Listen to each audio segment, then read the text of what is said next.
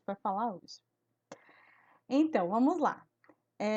Brigas entre irmãos, né? A primeira coisa que é muito importante a gente falar, que, claro, nós costumamos sempre comparar, né?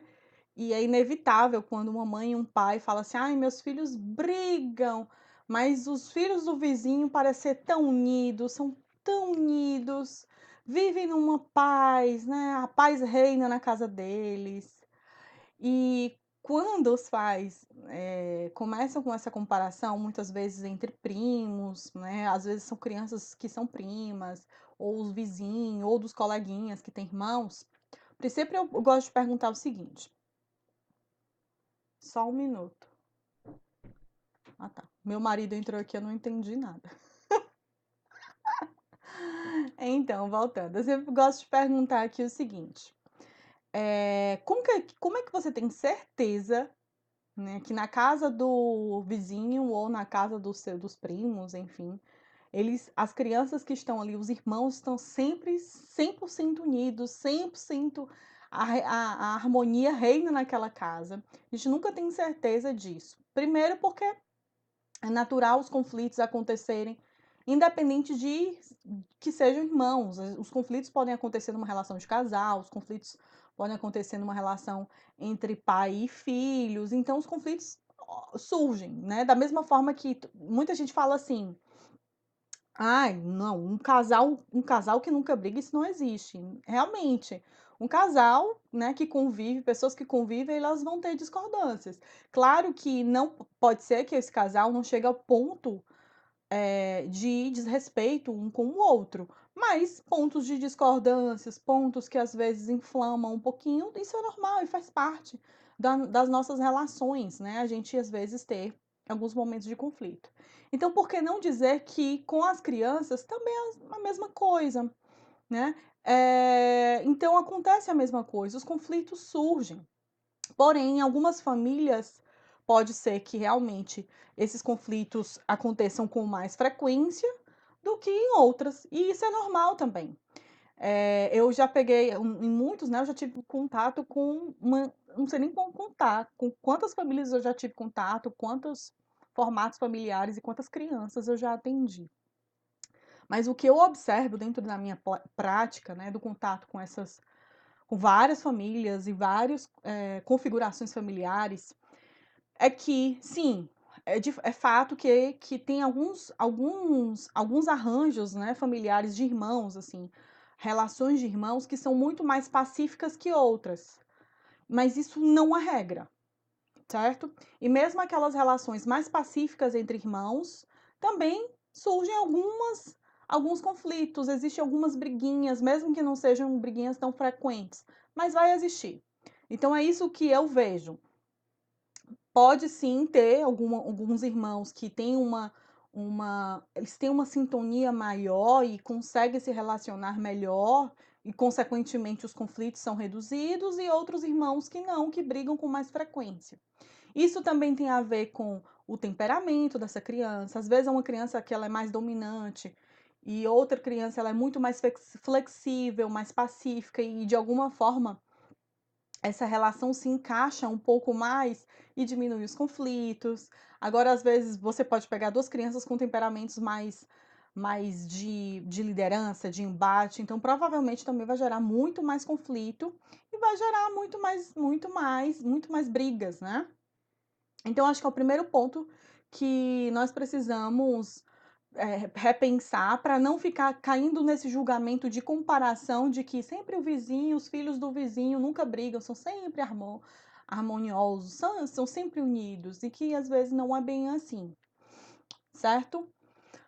Outra coisa que nós podemos quebrar aí também como uma crença é sempre olhar para uma perspectiva negativa os momentos de conflitos. Porque assim, gente, o conflito, né, faz parte das nossas relações de forma geral, certo? Então vamos lá. Às vezes a gente pode, claro que a gente não entra em conflito com todo mundo, todos os dias, a não ser que seja uma pessoa extremamente problemática e conflituosa e que briga com todo mundo, briga com todos os colegas de trabalho, briga com todos os amigos, e aquelas pessoas que realmente têm dificuldade de se comunicar, né, tem uma dificuldade de flexibilizar, aí sim essas pessoas elas vão brigar, claro, muito mais. Mas os conflitos, de forma geral, vou falar de forma geral e vou sair um pouco dessa questão dos irmãos. Os conflitos, eles fazem parte da nossa construção como sujeitos. Ou seja, para que a gente se construa, para que a gente aprenda a flexibilizar e também viver em sociedade, a gente precisa desenvolver habilidades de resoluções de conflitos e problemas. Para você viver em harmonia, em paz, saber o limite do outro, respeitar, né, esses limites, saber até onde a sua liberdade ela pode ir sem prejudicar esse outro, até onde esse outro também tem uma certa liberdade comigo, mas contanto que não passe de uma linha e que eu exija um certo respeito.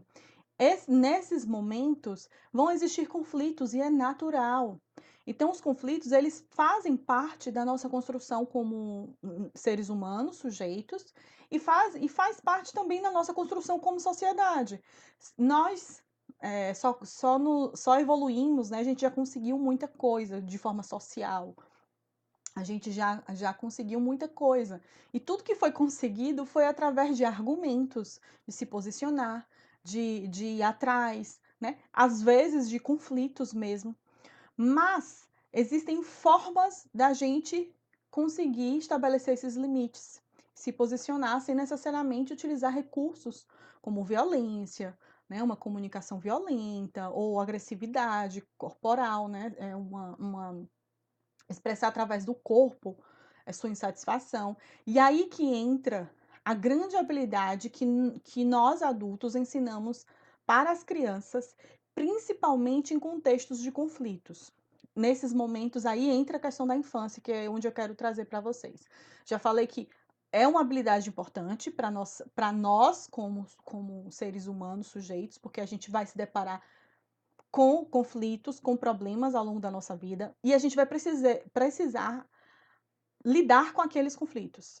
Mas como a gente vai aprender a lidar, é isso que na infância a gente possibilita e ajuda essa criança a desenvolver essas habilidades, para que lá a longo prazo, quando eles estiverem na fase da adolescência, na fase adulta, eles consigam desenvolver de forma assertiva. E também, principalmente, que desenvolvam essa habilidade de comunicação e de resolução de conflitos entre os próprios irmãos, porque a gente vê, por exemplo, né, irmãos mais velhos mesmo, adultos, brigando, e brigando feio, cortando relações, né, virando inimigos. Por quê? Porque não desenvolveram a habilidade de comunicação, muitas vezes, de resoluções de conflitos, de diálogo. Por isso que eu sempre digo o seguinte: seus filhos brigam? Ok, todo mundo, claro, um pai ou uma mãe quer que a harmonia reine e seja presente na casa todos os dias. Todo mundo quer, óbvio, e seria muito bom, o plano do ideal. Mas aproveite esses momentos de conflito das crianças, dos filhos, como uma oportunidade de ensinar habilidades de resoluções de conflitos.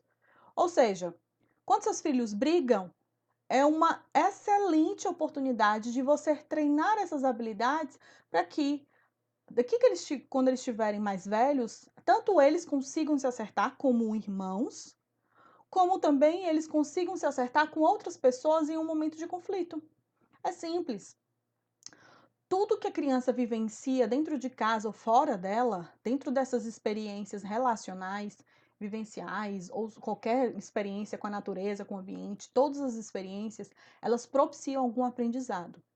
Tudo vai propiciar um aprendizado. Não é à toa que existe uma campanha muito grande de substituir o quê? A tecnologia por mais contato, por mais vivência, por mais pele a pele, por mais diálogo. Por quê?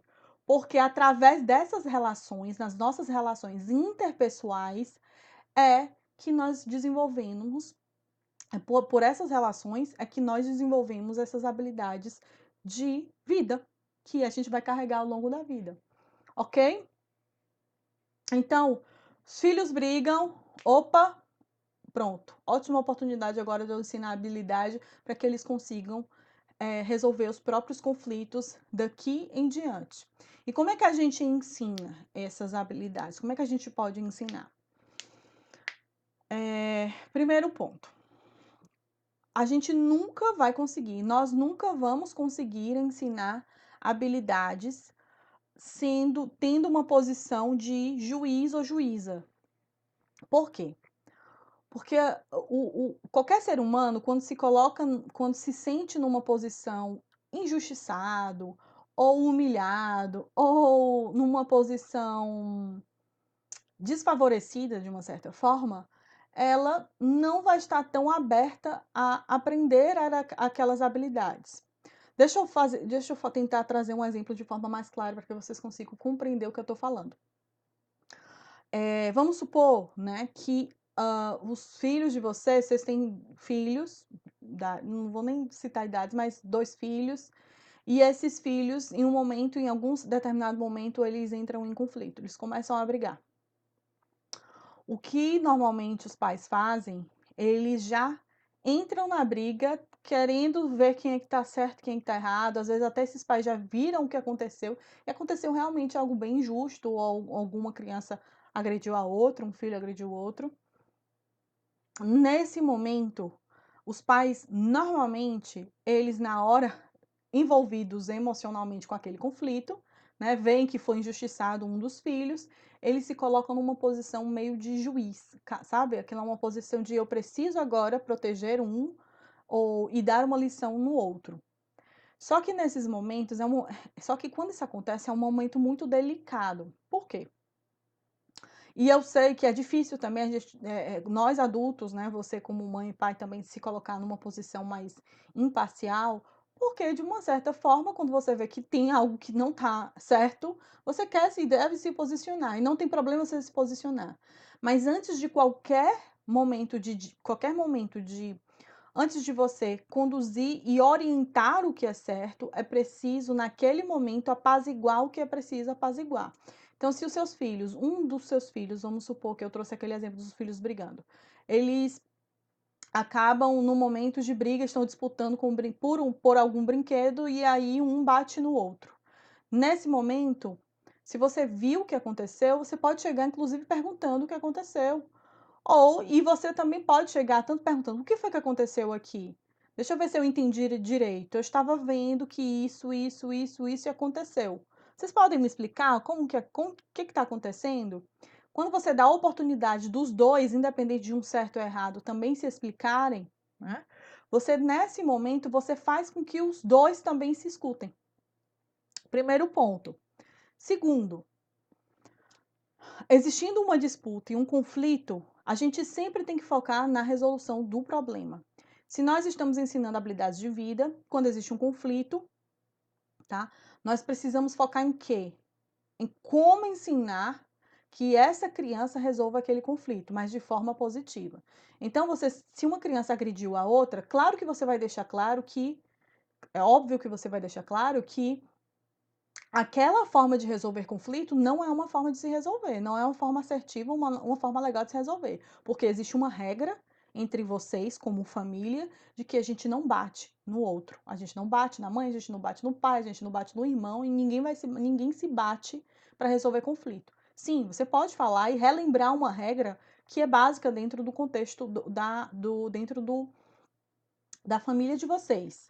A partir daí que você relembra o que é regra para vocês, o que é um valor importante, você pode perguntar, você pode não, você deve perguntar como eles vão resolver isso. Como eles vão resolver aquele problema que do exemplo que eu trouxe é uma disputa de brinquedo. E aí, dá a possibilidade dessas crianças argumentarem, seja a idade que for, se for uma criança de 3 anos, se for uma criança de 2 anos, se for uma criança de 4, de 5, como que eles podem resolver esse conflito? Então, você pode perguntar: "E aí, como é que a gente vai resolver isso?". Já que bater não é uma solução, ofender não é uma solução, gritar também não é, mas como que a gente resolve esse conflito? Revezar, né, ou um pegar um outro brinquedo, ou um brincar com um brinquedo e o outro com outro e depois trocarem. E a partir daí você vai ensinando essa criança a solucionar conflitos, tá? Então, primeiro você dá a oportunidade para essa criança resolver. Se essa criança não tiver solução, às vezes é uma criança bem pequena e ainda não realmente não tem essa possibilidade de buscar uma solução por conta própria, você pode dar sugestões para ela. Resolveu? Pronto. E aí sim, em algum outro momento, deixa as coisas fluírem, se está resolvido entre eles, tá? Vale a pena depois, né? Depois da brincadeira, depois que já se tornou leve, não adianta você querer conversar sobre esse assunto com a criança naquele momento, já que os dois já fizeram as pazes. Mas em um outro momento, se você quiser conversar com a criança que bateu de uma forma, não é dar bronca, tá? Não é brigar nem nada, mas ajudar essa criança a pensar em alternativas no momento de raiva. Filho, você lembra que naquela hora você bateu no seu irmão quando você estava com raiva? Vocês estavam brigando por um brinquedo. O que que você pode fazer na próxima vez para você conseguir, né, manter o controle ou que você consiga controlar a sua raiva? O que que você pode fazer para resolver esse problema? Então, você ajudar essa criança a se autorregular e resolver a lidar com as suas próprias emoções. Então, a primeira coisa, não é tomar partido, por mais que seja difícil, eu sei que toda mãe já tomou partido e não é um crime, e não é uma coisa assim, meu Deus, que absurdo, uma mãe tomando partido, não é, sabe? Porque todo mundo é ser humano e vai ter um momento que você vai achar que realmente é uma baita injustiça o que um tá fazendo com o outro, e tudo bem você, em algum momento, sair um pouquinho da sua caixinha. Mas quanto mais você se coloca numa posição de mediador ou mediadora do que de julgador, você possibilita a escuta dos dois, das duas crianças ou das três crianças, a depender do conflito que esteja acontecendo. Então, quando você se coloca numa posição de relembrar as regras, né, de quando eu falei desse exemplo, relembrar que bater não é uma forma de resolver conflitos, nem gritar, né? Perguntar para a criança como ela pode resolver aquele conflito, ou seja, você dá a oportunidade da criança pensar em alternativas, porque muitas vezes a criança ela está tão acostumada a escutar o adulto dizer o que ela tem que fazer e ela não para pensar quais são as alternativas que ela mesma tem em mente. E a gente tende a tanto a reproduzir melhor aquilo que a gente acredita e busca solução, né? Quanto a gente fixa também muito mais os conhecimentos a partir da nossa própria lógica, né? Da forma como a gente solucionou o problema, certo? Outra coisa, né, que eu acho que é fundamental a gente pensar também quando, né, nós nos deparamos com crianças que brigam muito ou você percebe que a criança está brigando com o irmão porque você passou o dia trabalhando e aí quando você chegou em casa, as crianças já começam a ficar agitadas, elas ficam mais agitadas, elas começam a brigar. Uma coisa que a gente sempre tem que pensar, nós sempre temos que ficar atentos à questão da atenção. Por quê? Crianças, elas também utilizam os conflitos como uma maneira de chamar a atenção dos pais. E é um mecanismo quase universal. Muitas crianças se comportam de forma inadequada, e aí entra também as questões de conflitos entre irmãos, para ter a atenção dos pais, certo? Quando a gente não consegue ter muito tempo com os filhos, quando você, por exemplo, passa o dia trabalhando, ou seu filho fica no integral, né? Então, o tempo que vocês têm à noite, e aí os irmãos se encontram, às vezes acontece dessas crianças quererem uma atenção, já que eles passaram muito tempo separados dos pais, quererem uma atenção. E a forma de conflito, de implicar, sabe aquele irmão que implica com o outro e faz coisas que o outro não já sabe que não gosta, que você já disse que não era para fazer e essa criança repete, normalmente está relacionada à necessidade de atenção.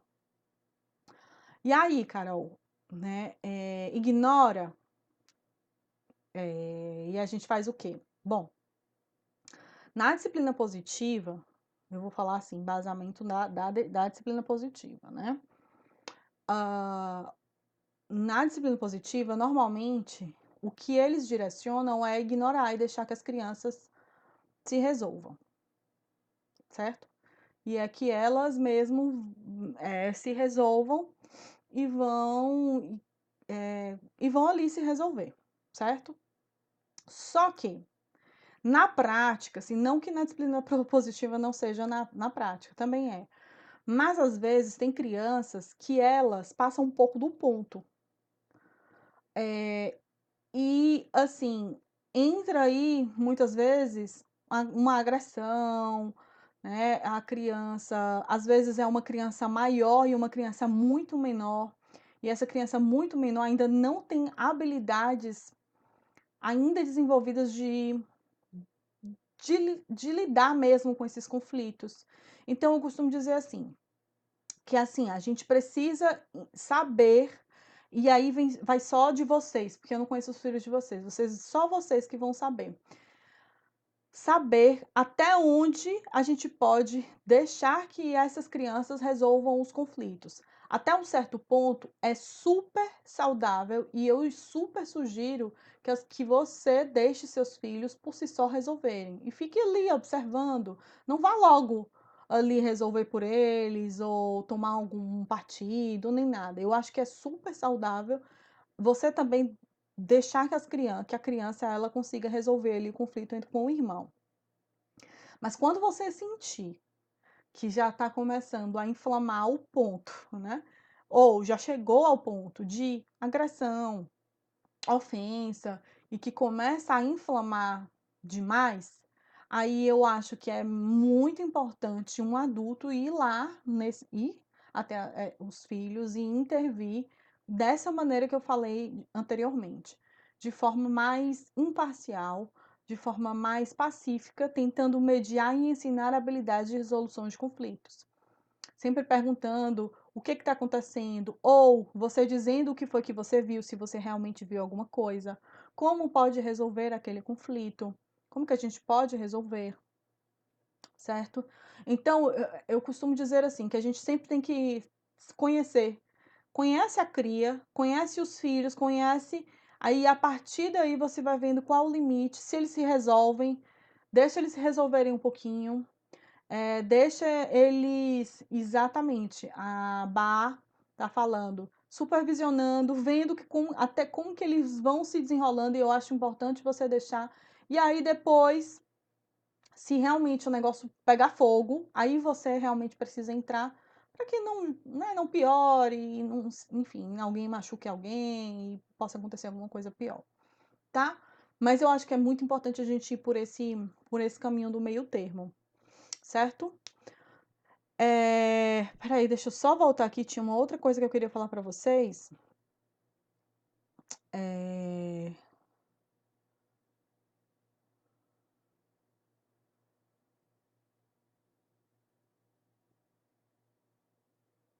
Ai, meu Deus, eu tô tentando pegar, eu vi alguma mensagem e eu tô tentando lembrar que a partir dessa mensagem que eu vi, eu ia falar um negócio para vocês peraí, deixa eu ver se eu lembro.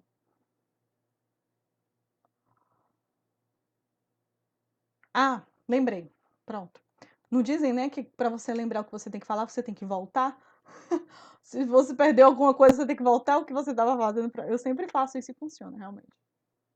Então, na abordagem de Montessori, Maria Montessori, ela traz uma ferramenta que é super interessante, que se chama Mesa da Paz. A Mesa da Paz, ela é uma mesa, né?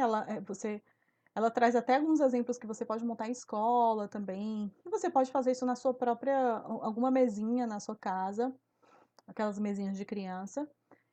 E a mesa da paz consiste da seguinte forma: as crianças que começarem a brigar, entram em conflito por alguma coisa, você leva essas crianças para a mesa da paz, então cada um fica numa cadeirinha e, a partir daí, tem a possibilidade de cada um falar, ter uma vez de falar e, colocar seu ponto de vista e buscar uma solução para aquele conflito. Então, assim, se você quiser, você não precisa montar uma mesa da paz em casa, mas peguem essa ideia da mesa da paz e coloquem em prática na situação mesmo, naquele momento de conflito. Então, é justamente aquilo que eu trouxe para vocês, é vocês estarem numa posição de mediadores, ao invés de julgadores, ao invés de dizer assim, quem está certo, quem está errado, mas de mediador. Como que eu vou mediar esse conflito sem ficar, eh, es sem ficar colocando um, né, sempre como um de vítima e o outro o algoz do conflito, da situação, mas como eu posso alinhar isso e ensinar essas habilidades. Talvez uma habilidade de um seja o autocontrole das emoções, e o outro, talvez é uma habilidade que eu preciso desenvolver naquele momento, é flexibilizar na hora da brincadeira. Então, a mesa da paz é uma possibilidade que dá certo, né, de você colocar em prática, mas, você não precisa colocar necessariamente na mesa, você pode colocar no momento mesmo em que um conflito surge, e aí você pode, direcionar dessa forma, né, mas de uma pessoa que é pacificadora, uma pessoa que coloca ali os 2 num momento de alinhamento e desenvolvendo habilidades, né. Eh, gente, já deu o nosso horário. Eu vou dar só uma olhadinha aqui nas perguntas de vocês, tá? Só para fechar aqui uma coisa importante também, antes de eu falar mais sobre isso, não se desesperem com brigas. Brigas são normais, brigas de irmãos, como eu falei, maioria é regra do que, assim, irmãos que não brigam. É muito raro, muito difícil a gente encontrar irmãos que não brigam. Até os que são mais unidos e mais pacíficos também brigam. Então, não não fiquem tristes se seus filhos brigam ou brigam muito. Tentem ajudá-los a buscar caminhos de resolução de conflitos. Tentem ensinar habilidades de vida para eles. Então, sempre pensem, se eles estão brigando, é porque eles precisam desenvolver habilidades de resolução de conflitos para que eles consigam resolver os próprios conflitos quando eu não estiver por perto ou quando eles estiverem maiores, tá? Ah, gente, um outro ponto que eu esqueci de falar para. Ah, não, eu falei para vocês, não falei? Sobre a questão do. Eu falei. Sobre a questão da atenção. Né? Eu estava aqui colocando os meus pontos. Oh, meu Deus, será que eu falei da questão da atenção? Eu falei sim. A questão da atenção das crianças, né? Crianças às vezes que brigam, muito está relacionado também à necessidade de atenção. E isso pode ser diminuído, sabe como? Isso daí eu acho que essa parte eu não falei para vocês, não. Tempo exclusivo. É uma ferramenta que é excelente para a gente reduzir as brigas entre irmãos. Por quê? Se você consegue ter tempo exclusivo, ou seja, um tempo com cada criança, você possibilita que essa criança ela se sinta importante, se sinta exclusiva naquele momento. Então diminui essa necessidade de chamar atenção. Então você pode ter um tempo exclusivo com um filho em um determinado momento. E são coisas simples, gente. O tempo exclusivo não é nada mirabolante. É você, às vezes, hã, sair, vai comprar um pão, vai com um filho e é um tempo exclusivo que vocês vão ter juntos. Você vai enquanto um está no curso de alguma coisa, você pode sair com o outro, fazer uma atividade, um programa só com o outro, ou brincar exclusivamente com o outro. Se você é casado, se vocês, né, se você mora com seu marido ou com a sua esposa, enfim, que é o pai da criança ou a mãe da criança, vocês podem também revezar esse tempo exclusivo entre vocês. Um sai com o filho, outro sai com o outro, e aí depois vocês podem trocar. Enfim, o tempo exclusivo ajuda muito a diminuir essa necessidade de atenção da criança. Então, vocês podem, né, verem, observar dentro da rotina os momentos que sejam favoráveis para você encaixar algum tempo, algum momento com uma das com um dos filhos com uma das crianças. Ajuda muito. Eu tenho tido muitos resultados positivos, né, principalmente com essa questão de briga de irmãos, com essa ferramenta, incrivelmente, porque realmente as crianças elas normalmente brigam mais quando elas sentem que elas necessitam de atenção. E a briga, quer queira, quer não, ela tem uma atenção, mesmo que uma atenção indevida, né? Mesmo sendo uma atenção negativa. Elas, de alguma forma, têm uma atenção, mas num aspecto negativo, não no positivo. Então, coloquem o tempo exclusivo porque realmente ajuda, né? Não é, eu sempre digo assim, não é um milagre. Não é assim, meus filhos nunca mais vão brigar, agora o tempo exclusivo vai mudar minha vida e a relação das crianças. Não é. Mas que realmente melhora, melhora, porque muitos dos conflitos estão relacionados à necessidade de atenção, tá? Aí tem gente que fala assim, competição, né? Além de briga, tem muita competição. Gente, competição é uma coisa que também gera muita briga entre irmãos.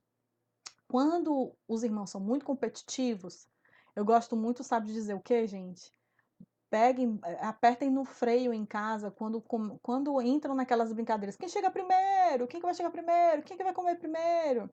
Quem é que vai fazer tal coisa primeiro? Sabe, assim, toda brincadeira que gera uma certa competição, mesmo que aquela mais inocente do mundo para você conseguir a cooperação da criança, não é uma boa estratégia quando se trata de crianças muito competitivas ou quando existe muita briga entre irmãos. Então, essas brincadeiras, até um certo ponto, ok, é legal, até a página 5 é bem legal e funciona.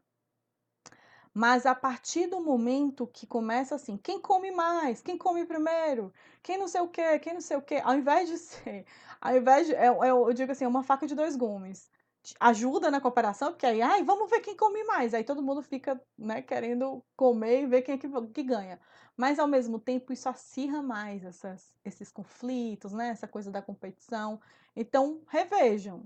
Vejam aí na casa de vocês se realmente vale a pena estar nessa brincadeira, porque normalmente não é uma ferramenta que ajuda quando as crianças elas já brigam muito ou são muito competitivas, certo? Acho que foi até legal eu ter lido isso, porque é um ponto que eu esqueci de falar com vocês, e que realmente também atrapalha nas brigas entre irmãos. Certo? Ok, meu povo. Gente, muitas mensagens. Eu vou deixar a live salva